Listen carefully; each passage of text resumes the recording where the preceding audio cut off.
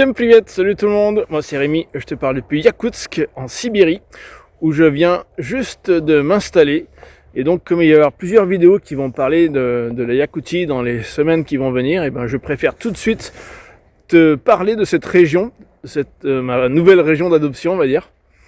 Et donc voilà, là je suis sur un endroit, là tu vois derrière, là il y a un squelette de baleine.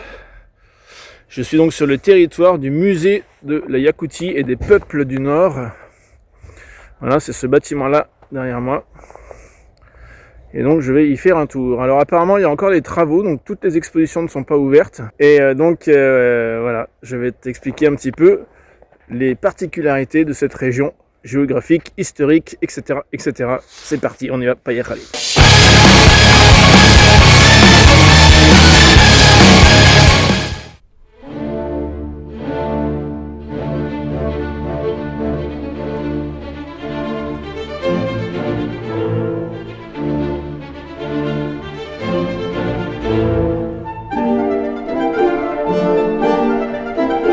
Alors commençons par le plus élémentaire. Où se situe la Yakoutie ?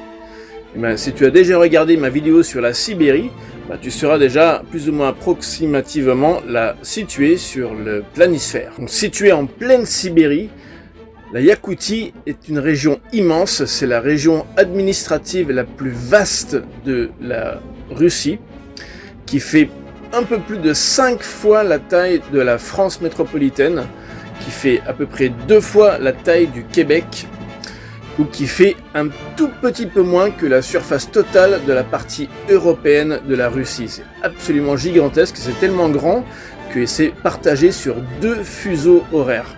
Donc le fuseau du Japon, qui est donc celui de Yakoutsk aussi, donc plus 8 heures depuis Paris, donc c'est GMT plus 9, et donc la partie on va dire de Oymyakon à l'est de la Yakoutie qui est donc GMT plus 10, donc l'heure du Japon plus 1 heure. Donc 9 heures de décalage depuis Paris. Frontalière avec 7 autres régions administratives de la Fédération de Russie, elle fait partie de la supra-région de l'extrême-orient russe. Son point le plus au sud est sur le 55e 30 degrés de latitude nord, c'est-à-dire comme Newcastle ou Copenhague, alors que le plus septentrional est au 77e parallèle de latitude nord, sur la petite île arctique qui s'appelle Henriette. Le point le plus septentrional sur le continent est tout de même à 74 degrés de latitude nord, c'est le cap Nordvik. Alors, je le prononce à la scandinave, parce que c'est un mot scandinave, mais ça veut dire donc la baie du Nord, et en russe ils prononcent ça Nordvik. Petit clin d'œil scandinave, et merci à monsieur Laptiev, le célèbre explorateur russe du XVIIIe siècle, qui a donné son nom à cette partie de l'océan Arctique. Alors pourquoi un nom scandinave, la baie du Nord ? Eh ben, aucune idée. Histoire de mode, peut-être. Alors apparemment, il y a encore des travaux, on va quand même voir ce qu'il y a à voir, ce qu'il est possible de voir aujourd'hui. Alors la raison principale pourquoi la Yakoutie est aussi gigantesque en taille est en fait historique. Alors je vais t'expliquer ça très rapidement. Pour faire simple, la Yakoutie n'était habitée avant le XIVe siècle quasiment que d'Évènes et d'Évenques. Ce sont 2 peuples d'éleveurs de rennes et de chasseurs-cueilleurs. Et les ancêtres des Yakoutes sont venus depuis les environs du lac Baïkal chercher de nouveaux territoires pour leurs troupeaux de bovins. Donc ils étaient supérieurs en nombre et en technique militaire, et donc ils ont vite fait d'asservir ou d'assimiler ces peuplades autochtones, donc les Évenques et les Évènes, et à s'octroyer donc d'immenses territoires qui étaient très faiblement peuplés. Par contre, à l'arrivée des colons russes, presque 3 siècles plus tard, c'est encore une fois la supériorité militaire de ces derniers qui fit que les Yakoutes se rangèrent sous le drapeau tricolore. Les frontières de la Yakoutie changèrent pas mal au cours des siècles, et les frontières actuelles datent de la période soviétique. Les Yakoutes forment l'ethnicité la plus importante en nombre de la Sibérie, avec environ un demi-million de personnes.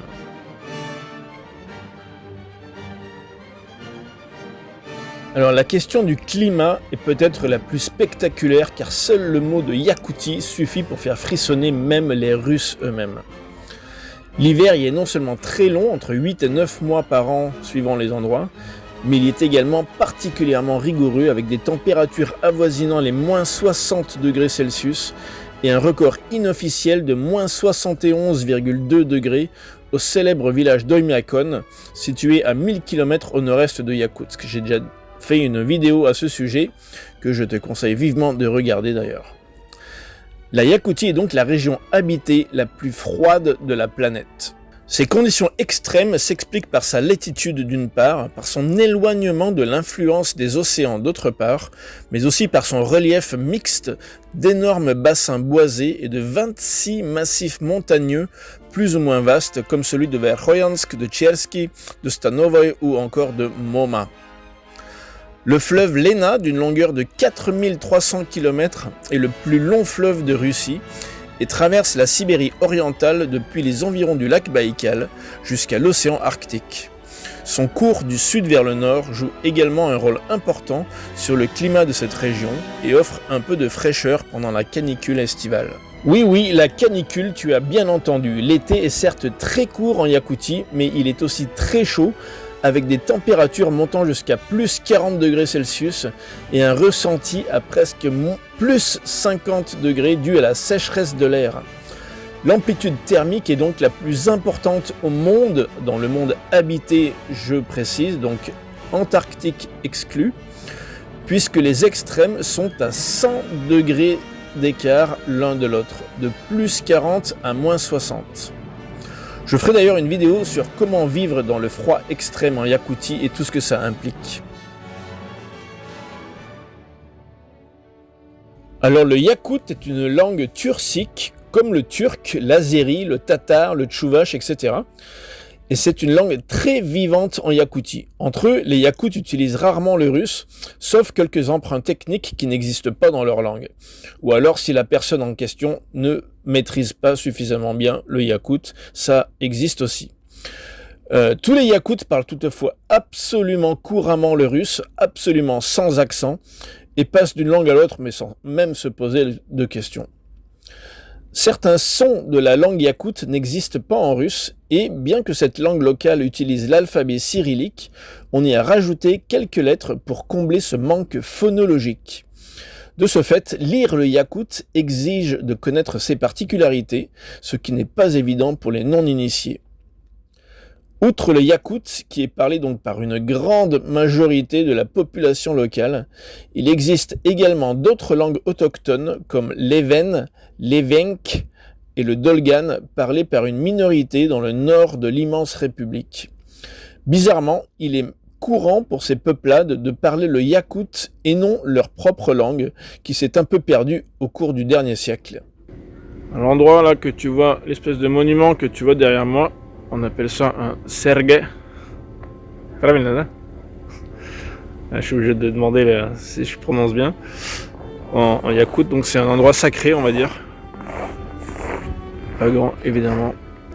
Donc on est toujours sur le territoire du musée, là on est juste en face du musée.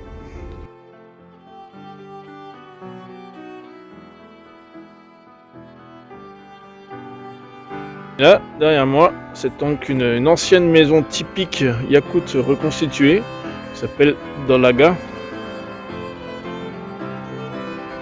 Et voilà, on va rentrer, on va voir à l'intérieur la gueule que ça a.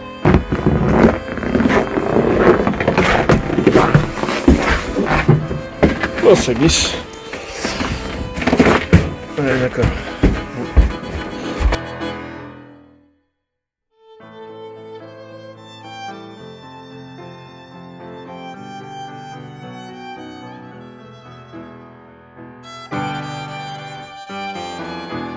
Donc là, il y a une reconstitution d'un bateau donc qui était utilisé à l'époque, on va dire, de la conquête de la Sibérie, de la Yakoutie, donc qui voguait sur la Lena par les Russes et les Kazakhs à l'époque. Il s'appelle Yakoutsk, le bateau.